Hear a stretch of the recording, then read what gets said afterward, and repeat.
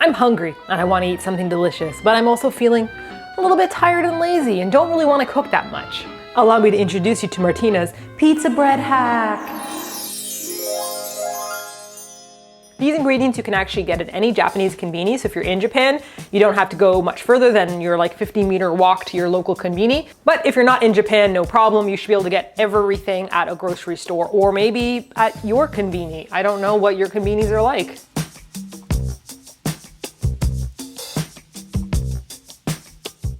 Special ingredient, widdly wee, widdly wee. So what we've got is a loaf of bread. We're gonna use 1 slice of bread. I've got cherry tomatoes for freshness. You can use big fat tomatoes too. Ketchup. I've got a nice cheese mix to put on top. I have ham, which I did get from the conveni, and I have a few little tiny mushrooms. Also additional herbs. You don't have to do this, but it'll taste a bit better. I've got oregano, and this is like a grind up herb kind of mix that has a garlic and basil and like peppers inside of it. If you have tomato sauce in your fridge, you can use that. And if you have pasta sauce in your fridge, you can use that too. But we're going for real basic hack level here.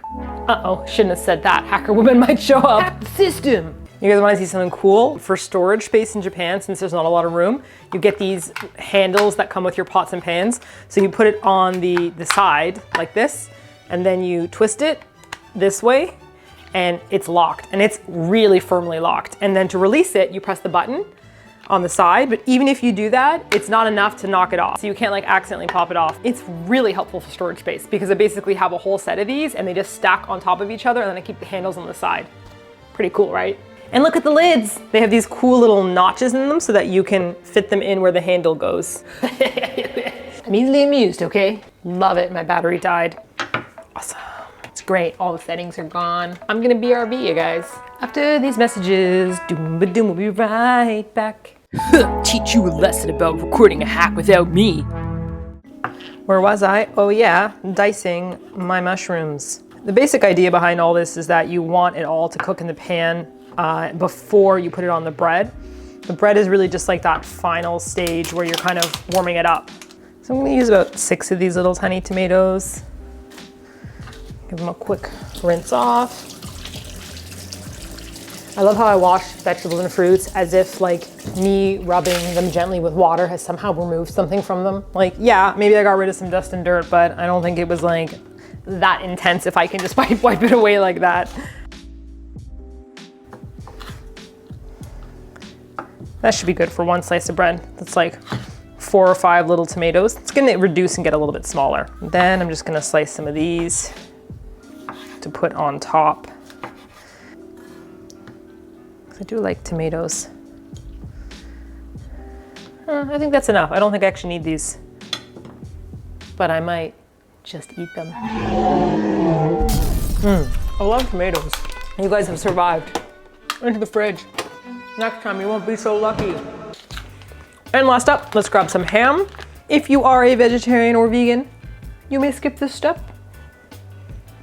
2 pieces of ham. That's right, 1 piece of ham. 2 pieces of ham. Did you guys ever grow up watching Sesame Street with the Count Dracula?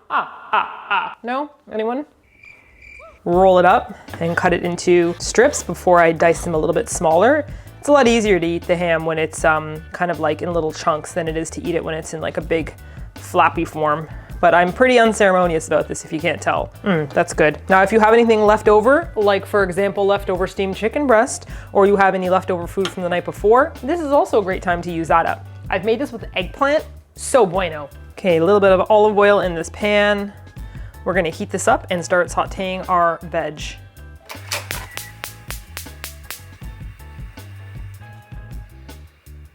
And just put it on like medium low. Oh, my camera is having a meltdown.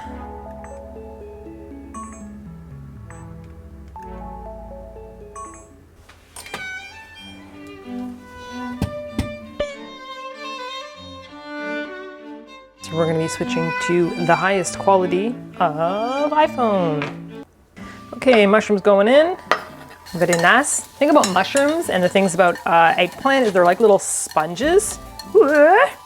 Listen, go Spudgy. I said sponge. Sorry. They absorb everything, but then they kind of spit it back out again. too hot.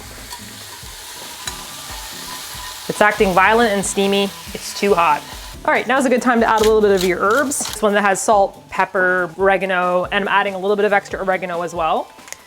Think of this kind of like your tomato sauce in a way. You know those internet ads that are like, doctors hate her, or like trainers hate them for this one secret tip. Well, people are gonna hate me for this. Take some ketchup and unceremoniously squirt some ketchup onto your tomatoes and mushrooms.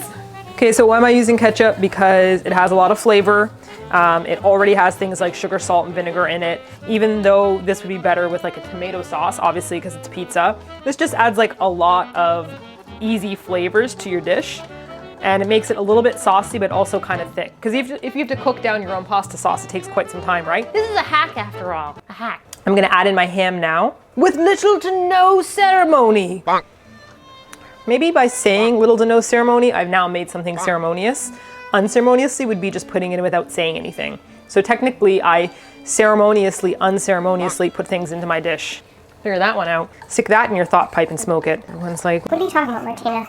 We're gonna stir this all together. We're just trying to heat up the ham. Major danger zone because this is very splashy sauce and I'm wearing a lot of things that can be stained. Be very gentle, Martina. What's that? You were wondering where this amazing shirt is from? Oh, funny you should ask. I actually designed it and it's available at the kingkogi.ca store right now. That's right, perfect for an upcoming Christmas gift. Is it already past Christmas?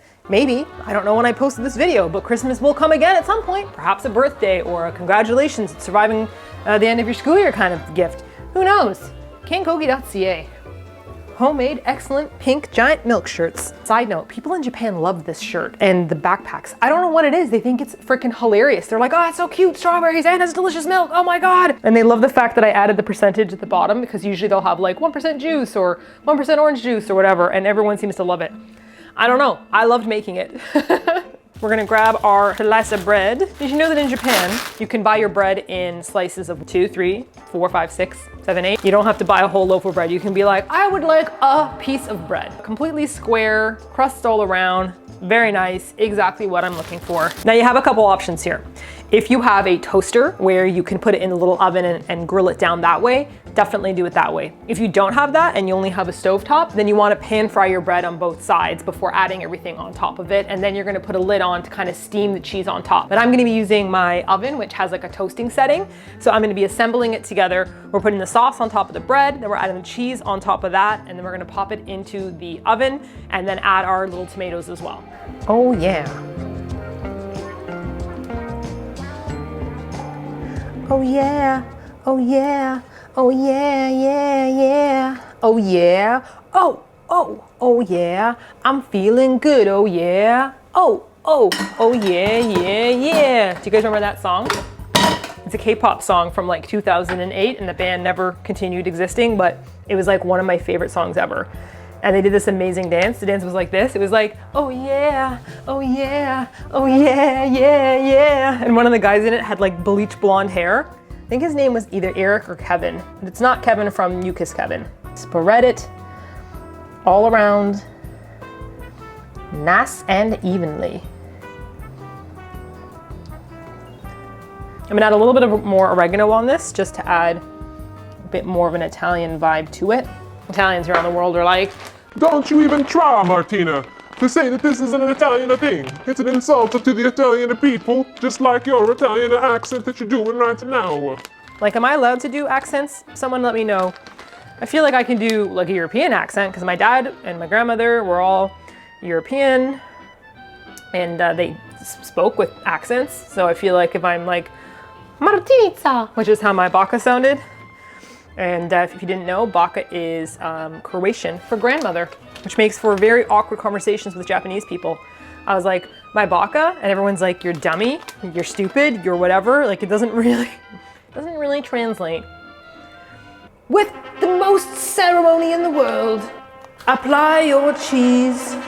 I call thee Sir Cheeserton the Third. I dub thee the greatest of cheese knights. Congratulations. Now I'm gonna add my cute little tomatoes. These are gonna add, juicy moisture, so prepare for that. And yes, this isn't a magnetic holder that's made for like paper clips. I got it from Daiso and I fill it with salt. I love it. Sprinkle a little bit of salt on top of your tomatoes. Like this tiniest, schmidgiest amount ever. We're gonna pop it in and grill it.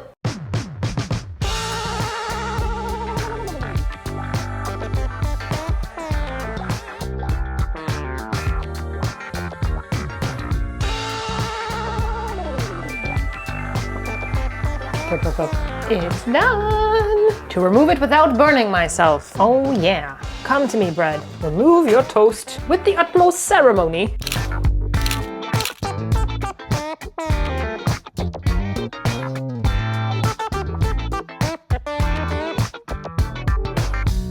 Ooh! Stringy cheese. All right, let's give it a little test.